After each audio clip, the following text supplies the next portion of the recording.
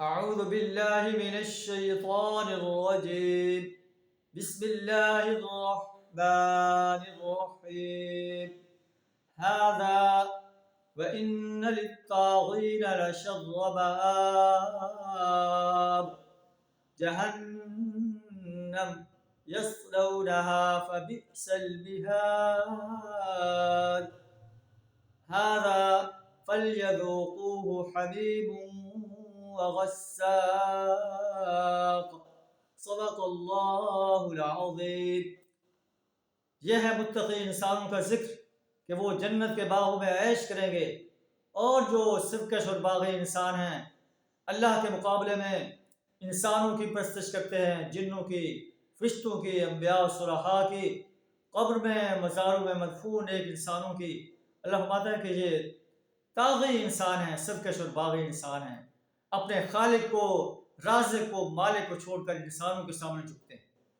ایسے انسانوں کے لیے بڑا برا ٹھکانہ ہے، جہنم ہے، یصلونھا، جس میں یہ جھٹ سے جائیں گے، بہت ہی برا ٹھکانہ ہے، اور انہیں پیپ کا اور غساق جو ہے اس کا پانی پلایا جائے گا، اور بھی اسی قسم کے عذاب ہوں گے۔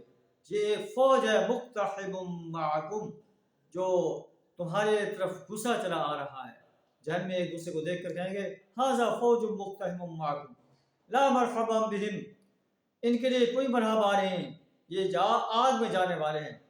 تو جو دوسرے آ رہے ہوں گے، جو کھڑے ہوں گے، ان کو وہ کہیں گے لا مرحبا بکم بل انتم لا مرحبا بکم، تمہارے لیے بھی کوئی مرحبا نہیں ہے، تم نے ہمیں اس طرف جھونکا تھا۔